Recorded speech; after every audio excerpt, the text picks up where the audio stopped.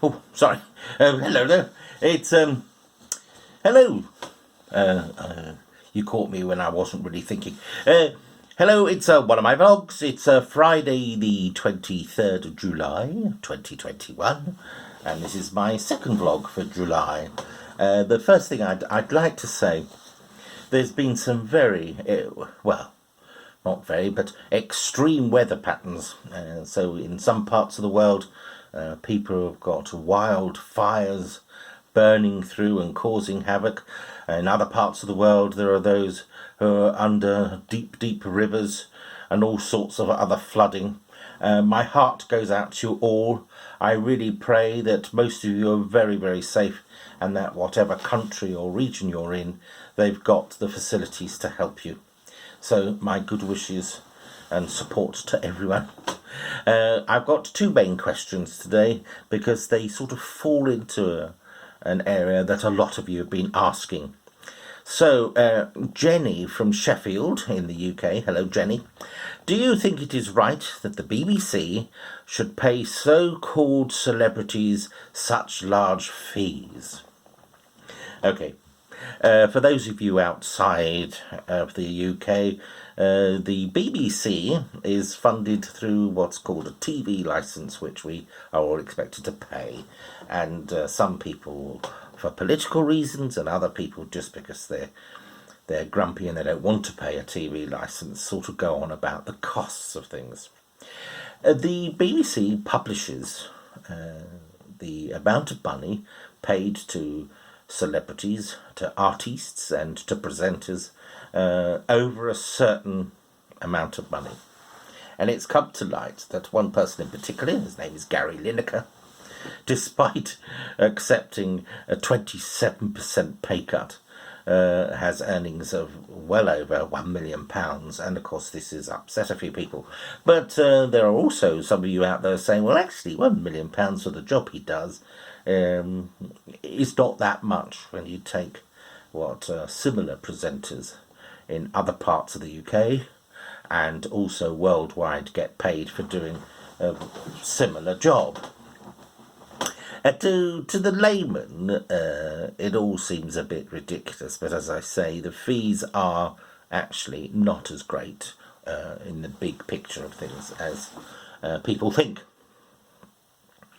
As for the claim that it's all political, the Labour Party will complain that the BBC is not supporting them. The Conservative Party will say that the BBC is very socialist and maybe borderline communists. And it's only because they can't argue their political ideology without being challenged by very good journalists. And the standards of journalism in the BBC and presenters is very, very high. And worldwide, the BBC is known as an institution of excellence. And I should sort of let you know, before I'm accused of being biased, I believe wholly in the idea of a public broadcasting company that is independent. The BBC has an excellent reputation worldwide, and above all, particularly when it comes to news items, worldwide people tend to believe what the BBC is saying. I personally, the majority of my work, particularly when I started out, was with the BBC, and I'm very, very proud of that. There are those who say they don't see why they should pay the license because I don't watch the BBC. Well, I think you'll find that those people do watch programmes that have been produced initially or commissioned initially by the BBC, but they watch it on other channels. As for the expense, well, let's just look at it. The BBC has 4 main national television stations. On top of that, it has 6 national radio stations, it has regional stations, regional TV stations, and let's not forget it's got the red button feature and iPlayer and various channels for children's television. And that costs me, and I checked it up, I pay £13.38 per month, which works out at about £160 a year, which is far, far less than those who subscribe to Sky, for example. And before criticising people, not necessarily presenters, but anyone, there is the saying, before criticising anyone, walk at least 1 mile in their shoes. Well, I would say 5.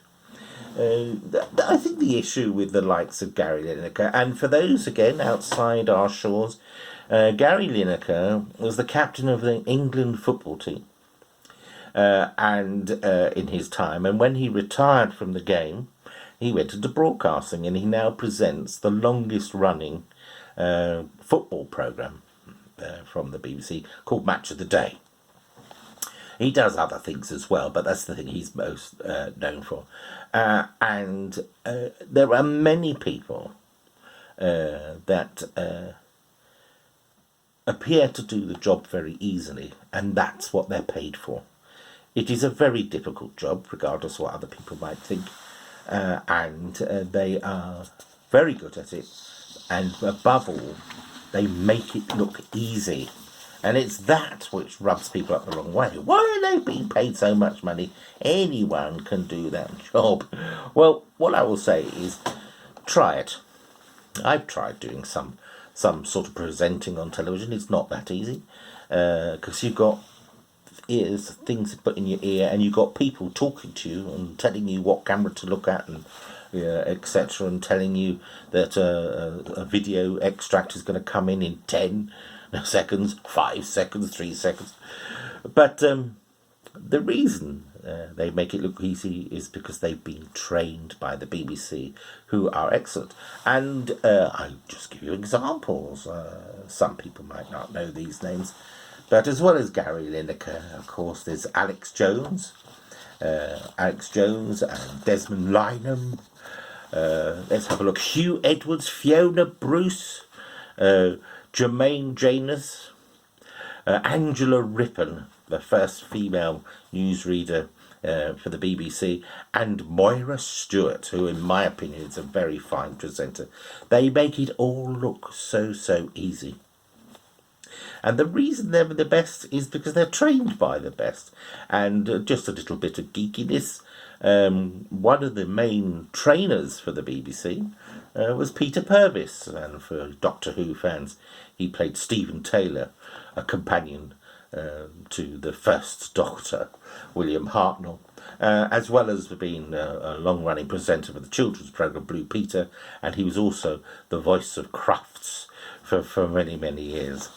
So don't criticise unless you actually know what their job is and putting things into worldwide perspective. Right, Kit Gordon from Tulsa.